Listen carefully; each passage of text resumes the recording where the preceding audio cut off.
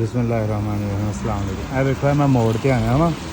ਇਹ ਮੋੜ ਤੇ ਦੋ ਲਾਈਨਾਂ ਲੱਗੀਆਂ ਨੇ। ਇਹਦਾ ਮਤਲਬ ਇਹ ਕਿ ਜਿਹੜੀ ਸਾਹਮਣੀਆਂ ਗੱਡੀਆਂ ਆ ਰਹੀਆਂ ਨਾ ਉਹਨਾਂ ਨੇ ਨਹੀਂ ਰੁਕਣਾ, ਮੈਂ ਰੁਕਣਾ। ਦੋ ਲਾਈਨਾਂ ਦਾ ਮਤਲਬ ਇਹ ਇਸੇ ਰੋਡ ਦੇ ਇਸ ਪਾਸੇ ਇੱਕ ਲਾਈਨ ਲੱਗੀ ਹੈ। ਇਹਦਾ ਮਤਲਬ ਹੈ ਜਿਹੜੇ ਜਿਹਨੇ ਅੰਦਰ ਵੜਨਾ ਨਾ ਉਹਨੇ ਨਹੀਂ ਰੁਕਣਾ, ਇੱਕ ਲਾਈਨ ਤੇ ਨਹੀਂ ਰੁਕਣਾ। ਉਹ ਅੱਗੇ ਉਹ ਵੇਖੋ ਉਹ ਉੱਥੇ ਜਿਹੜੀਆਂ ਨਾ ਦੋ ਲਾਈਨਾਂ ਨੇ।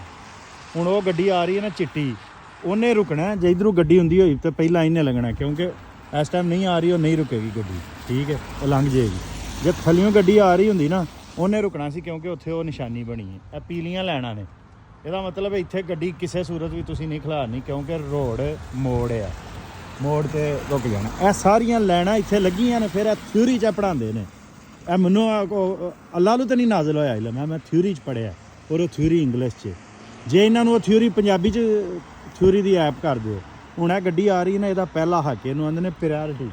ਇੱਧਰ ਵਾਲੀ ਗੱਡੀ ਨੇ ਰੁਕਣਾ, ਇਹਨੇ ਨਹੀਂ ਰੁਕਣਾ, ਇਹਨੇ ਧੜਾ ਧੜਾ ਆ ਜਾਣਾ। ਇਹ ਸਾਰੇ ਕਾਨੂੰਨ ਅਸੂਲ ਜਦੋਂ ਸਿਖਾਉਂਦੇ ਨੇ ਇੱਥੇ ਟ੍ਰੈਫਿਕ ਦੇ ਜਿਹੜੇ ਨਾ ਐਕਸੀਡੈਂਟ ਨਾ ਹੋਣ ਦੇ ਬਰਾਬਰ ਨੇ।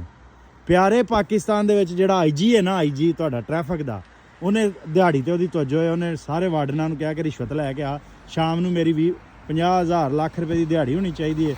ਉਸ ਦਿਹਾੜੀ ਦੇ ਨਾਲ ਉਹਨੇ ਆਪਣੇ ਬੱਚਿਆਂ ਨੂੰ ਇੰਗਲਿਸ਼ ਮੀਡੀਅਮ ਸਕੂਲਾਂ 'ਚ ਪੜ੍ਹਾਉਣਾ। ਉਸੇ ਦਿਹਾੜੀ ਨਾਲ ਉਹਨੇ ਨੈਸ਼ਨੈਲਿਟੀ ਲੈਣੀ, ਉਹਨੇ ਇੱਥੇ ਆ ਜਾਣਾ।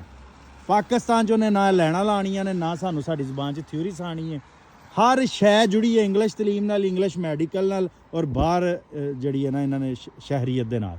ਜਿੰਨੀ ਦੇਰ ਤੱਕ ਤੁਹਾਡੇ ਅਫਸਰਾਂ ਦੀ ਬਾਹਰ ਦੀ ਸ਼ਹਿਰੀਅਤ 'ਤੇ ਪਾਬੰਦੀ ਨਹੀਂ ਲੱਗਣੀ, ਅੰਗਰੇਜ਼ੀ ਸਕੂਲਾਂ 'ਤੇ ਪਾਬੰਦੀ ਨਹੀਂ ਲੱਗਣੀ, ਤੁਹਾਡੇ ਇਹ ਲੈਣਾ ਲਾਣ ਦੇ ਵਿੱਚ ਕਿਹੜੀ ਸਾਇੰਸ ਚਾਹੀਦੀ ਹੈ ਯਾਰ? ਸਾਦਾ ਜਿਹਾ ਕੰਮ ਹੈ, ਲੇਕਿਨ ਨਹੀਂ ਲਾਣਗੇ।